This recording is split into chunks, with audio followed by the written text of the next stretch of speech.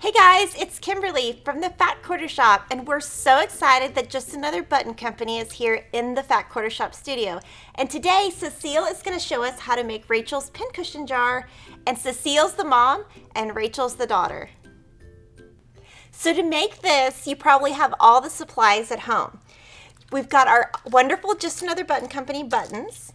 We've got a cardboard piece. You want it to be a little sturdy, not flimsy. You can see that it's not very flimsy, and that's about a 3.5-inch square. We've got a 6-inch square for the top, folded in quarters. We've got some stuffing. We've got a jar. The popular ones are either cur or ball, and this is about a pint size. Of course, you could do any size you want. A hot glue gun. We need to make a circle, so I've got the Circle Savvy Ruler by Creative Grids, or you can just use a circle. And we've got a tiny Olfa rotary blade. So let's get started. We're going to make Rachel's pincushion jar. We have a 6-inch square of fabric, pressed nice and flat, folded in half and in half again, and press that very flat. Then move to your circle ruler, and it's marked on here where the fold lines are. Line up the fold lines on your pressed square. You want a 5-inch circle, so look for the 5, a tiny rotary blade, and you cut right inside the open groove in the ruler. After you've done that, you have a perfect circle. Then take a needle, a double thread, and sew a long running stitch about 1/8 of an inch from the edge of the cut circle. At the end, don't cut your needle and thread loose.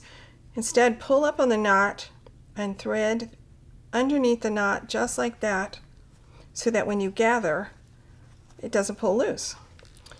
Then you're going to prep your cardboard circle. Take the square,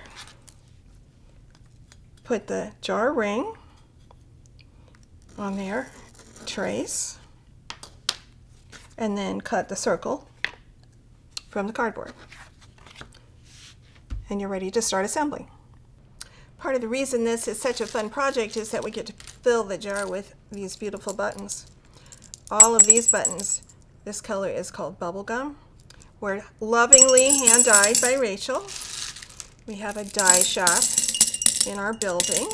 She mixes up the dye powders in big pots of boiling water and colors them, and then she dips them out. Nope, that's not just exactly the color she wants.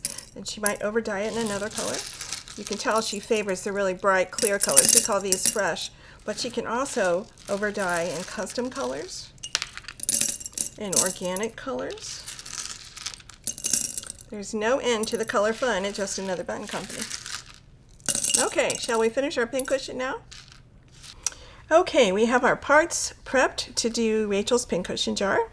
Fabric circle, cardboard, and we're ready for some stuffing. We like wool roving.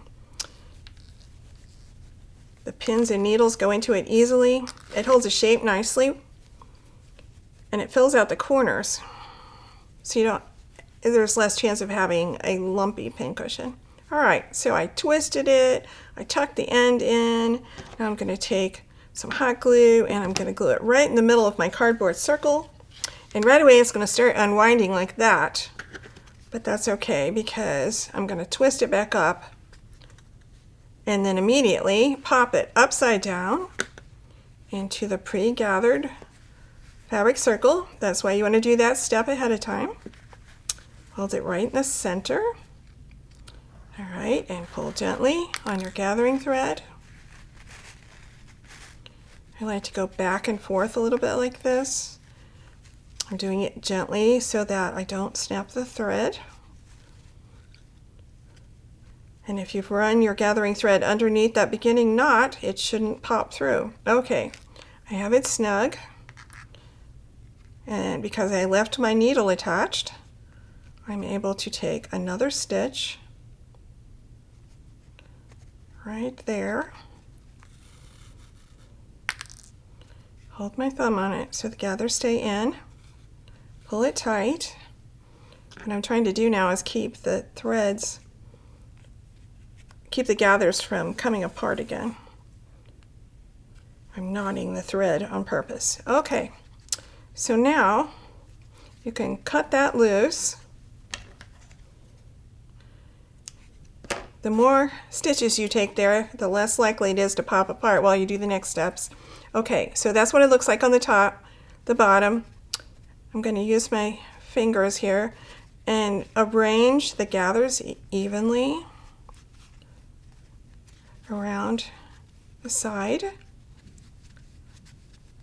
Okay, I like that shape. I like where the gathers hit. All right, finished with the needle and thread.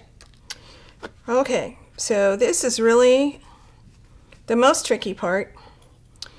So I have taken the ring from the lid. I have the flat part of the lid handy. Everything's upside down at this point, and this is upside down. You can tell from the finished jar that this sits on top of the lid. That's what we're aiming for here. So I'm going to start by cupping this part in my hand, and I want this to sit even with the top edge of the ring. So I'm going to use my hand right like that. It sits even there. And then hot glue gun, well loved as you can see. I'm putting big fat drops of glue on there.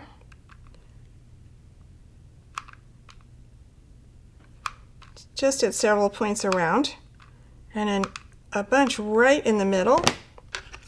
And then I'm going to take the upside down flat part of the lid, drop it in there, hold it like a sandwich, flip it right side up. There's your pre-filled jar. And while the glue is still very hot, we're going to screw the lid on and press this down. Now the trick is to hold this while the glue dries, while it cools off. You want to hold it tight against there.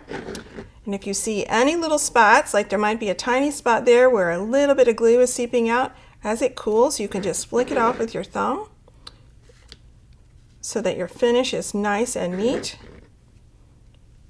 I've done 10 of these in a row now, and I don't have any that have messy glue, and I still haven't burned my hand.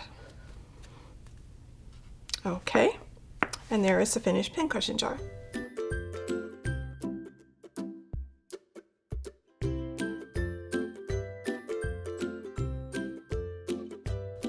So the most exciting part for me is decorating the top, and of course the buttons inside.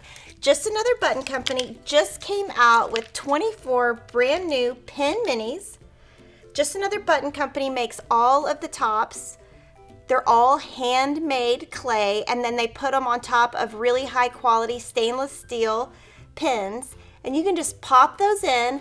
There's a variety of 24, and of course you can find all of those at the Fat Quarter Shop. So join us for our other Just Another Button Company videos.